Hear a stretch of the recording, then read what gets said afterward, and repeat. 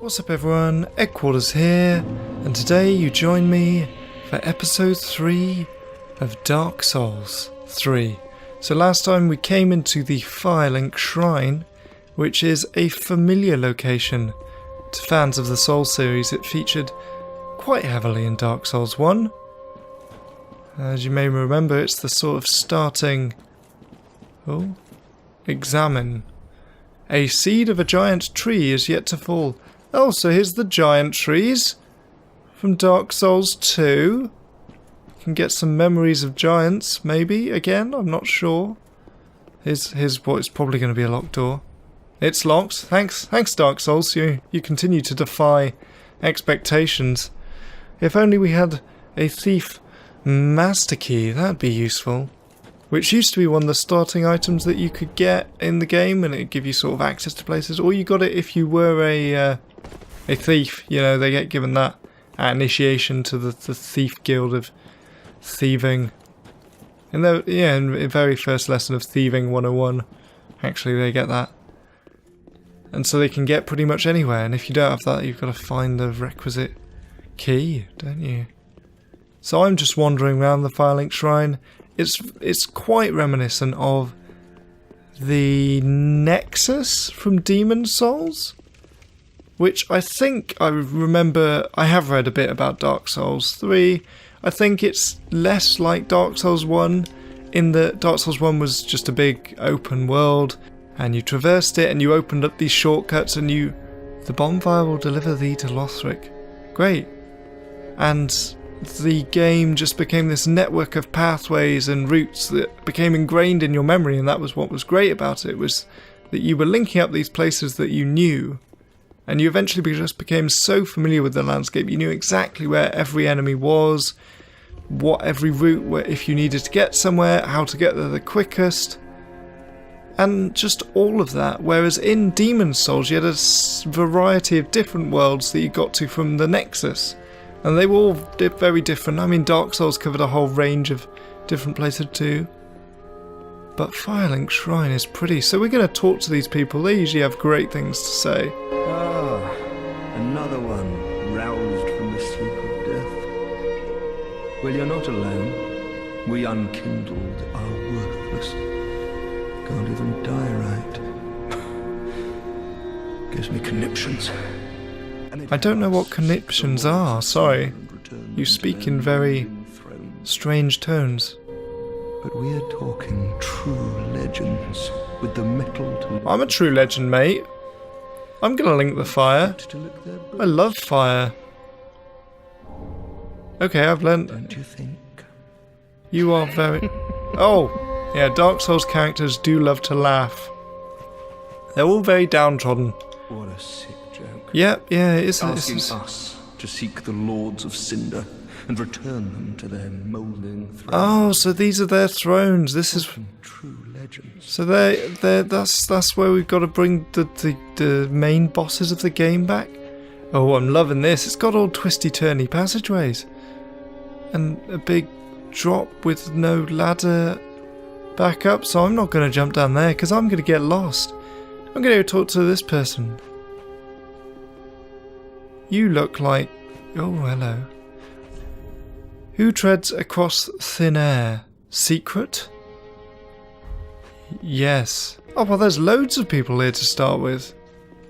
Makes a difference to Dark Souls 1, where there's basically only 2. To the bonfire, unkindled one. Hello to you too, kindled one. Oh, you're a firekeeper.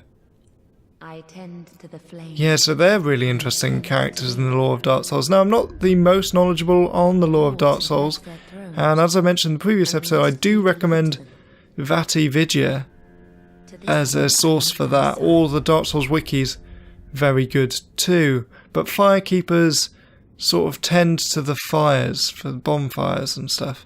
But yeah, this is how we level up. So, what shall we upgrade? We've got... Vigor does HP. Attunement does your magic, or your focus points. I think you can have weapon arts in this one as well. Endurance is always a good one, because then you have lots of stamina. Vitality, if you want to wear heavier stuff, that raises your equipment load. and your resistances. Strength is usually good, that makes your attacks a bit better, and I like going for a strength build. So we'll go for strength and endurance, okay? That sounds good. I'll try not to think too much about it. Farewell. Farewell, yeah, ta-ra. Let's just talk to all of these. Pleasure to make thine acquaintance, Ashen One. Angie, why have all of you got your eyes covered? A humble handmaid of the shrine. Okay. You've got some more books on the floor? Armor, trinkets, and Are you the person that was handling the crown in the opening cinematic? lots of little things to ease the burden of a weary traveler. Oh, sweet. Lots of little things, eh? And yes, I'm undead too, but not so charitable as to give my goods away. Oh, I'm inside you now. This is truly horrifying. So souls are basically the currency of the Dark Souls series, so it's essentially Dark Cash is the name of the series. Dark Money, Dark Dollar, Dank Dollar. Let's see what we got for sale though. So you've got so much stuff for sale. Tower Key, so that's how we get in that. We don't need a boss key. Oh, and magics and armors. Oh, you have loads of and some dried fingers. Great. I think that does something with covenants. It has been a while, unfortunately. Okay, well, we're probably not going to buy anything off you right now. Let's have another chat. If my wares bring me up with Umbral Ash. Oh, okay. So yeah, and then another common thing that the Souls game it does is that you have souls as currency, and then you get other items that allow people to either offer you new stuff or upgrade things. Okay, cool. We're going to go talk to the blacksmith now. Is this... Hey! It's Andre. Is it Andre? He was in Dark Souls. Oh, this is nice. Swan song. It is Andre. I serve at this shrine. Hello. As a humble smith, forging weapons. How's it going? What have you been doing since Dark Souls?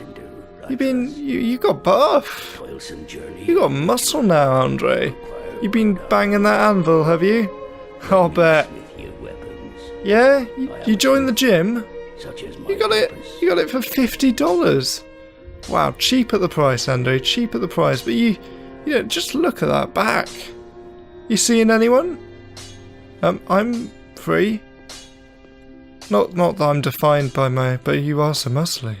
I bet you get all oily too, but oh wow, we have so many options here. So your weapons do...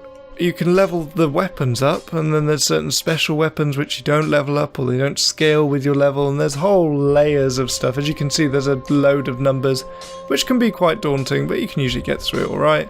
So you can infuse weapons as well with gems to give them, so that one will give it fire, and then there's a whole... So stuff does degrade as you hit stuff.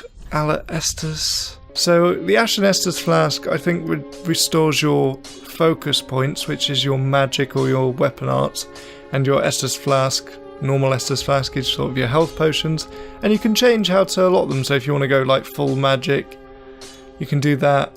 I'm going to go 3-to-1, same as before. Reinforced Estus Flask, don't have an Estus Shard, let's have a chat with you. Yeah, they'll break. Use a powder, but should chance, they take no pleasure in breaking. No, I bet they don't take pleasure in breaking. Direct, simple reinforcement, infusion. Oh, okay, you're just gonna... Oh, we learnt hurrah, fantastic. Okay, Andre, we're gonna leave. Bye. I don't want to. You won't see your work be squandered, Andre, because I haven't bought anything off you yet. You haven't reinforced anything. Unless you built all the weapons in the world. Did you build all the weapons in the world, Andre? I doubt that you did. Oh, look at that shaft of light. Oh, purr. It is a warren of tunnels around Firelink Shrine. I wonder if there's New Londo down here, or whatever it's become now. That'd be cool. I'm not quite sure how much they're going to take stuff from Dark Souls and stuff it into this in different forms. I'm not sure whether it's just going to be Firelink Shrine or whether there's going to be other areas or characters crop up. Glad Andre's back though. He's a dude. He's stellar chap. Just always banging away. He's tireless at his work. So we're going to head back up here. I'm sure there's something we can do in Firelink Shrine. Like there's probably some fire somewhere. I expect. What about up here behind the big old moulded thrones? Reed engraving. Holy King Lothric, last hope of his line. I would like to sit in the throne, please. My throne. The Game of Thrones. The Game of Thrones? Oh, okay. Ludleth the Exiled. Saint Aldrich of the Deep. So he's the big slimy dragon, so he gets a covering for his chair because he was all wet, wasn't he? Oh, I didn't mean to fall down here. Oh, I can still... Watchers of the Abyss. Okay, so that was the one that was loads of different things. And then I'm going to have to go around for that one, aren't I? Yeah, I am. That's going to be what I'm going to have to do to get behind this one. Yorm the Giant of the Profane Capital. I really should have guessed that by its sheer giantness. Makes sense. Oh. What did that say? Embed the coiled sword. Oh, I assumed the coiled sword was a thing that we could equip. Thrust in Shrine Bonfire to activate a bonfire warp. Sword missing from the Shrine Bonfire cannot be equipped as a weapon. The sword is only bequeathed to chosen Ash as judged by the Eudex, who awaits the arrival of Ash as a scabbard. So Eudex Gwyndir, the man with a squid in his back that turned into a big dragony thing that we fought in the first episode, had this sword in him. So we were judged by the Eudex worthy by killing him, I suppose? But yeah, a lot of the lore is hidden in item descriptions like this. Yeah. Well, I suppose as we get more items, we'll plunge that right in. I don't know quite why it's glowing already, but that's fine. Probably burnt our hands a little bit. There. So we can rest at the bonfire now. Oh. And we've got a storage box to put stuff in. We can burn an undead bone shard, which I'm not entirely sure what that does, but in previous games you could do that and it would make the enemies harder burning something at the thing. Attune spell. We haven't got any spells. Travel. So we can travel to the High Wall of Lothric. Let's go there, shall we? The High Wall of Lothric. Because that's probably the big wall, you know, that would make sense. That's what I'd name a high wall if I was in charge of the department that names such things. I wonder how you get qualified to be that job that you name. Oh. No, okay, this wasn't where I was. Great, we are in a new place. There's another sword. Probably to go in this. Why is there no other bonfire here? We have to go and find another bonfire. Okay, well this room's quite interesting. Got some lovely gargoyles. I mean, you could have a roaring party in here. Light up some candles, get some smooth tunes on, have a little bar over here. Yeah, that'd be pretty sweet. I mean, I'd enjoy that. So we push open that door and then a giant rabbit demon punches us in the face. Oh, that's pretty. So pretty. So, oh, I was about to say hopefully there should be a bonfire near here. And as standard in Dark Souls, there's some boxes to roll into. There's sometimes stuff stuck behind. So I'm assuming this was the huge-ass castle we saw, but I don't know. But it looks a bit like medieval-y, with those lovely little turrets. Beautiful. Dark Souls does this grand scale very well. I was saying earlier, the graphics aren't the best in the world, but they're pretty good. But it's just the places that are built with them.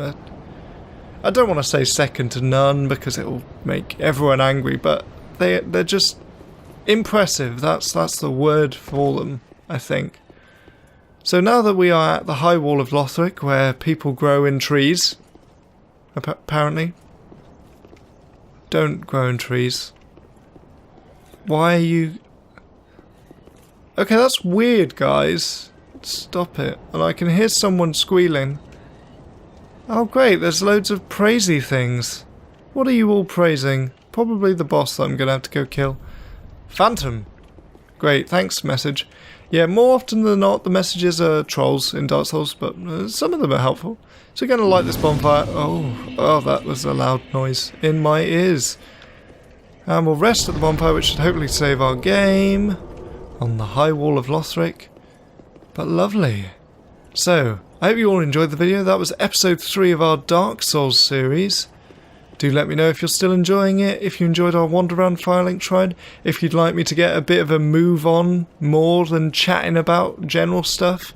Don't worry, I'll probably run out of stuff to say about the Souls series at some point, won't I? Or just keep repeating myself endlessly. We'll see how that goes. So, thank you all for watching. I hope you all enjoyed the video, and I'll see all of you in the next one. Ta-ra for now!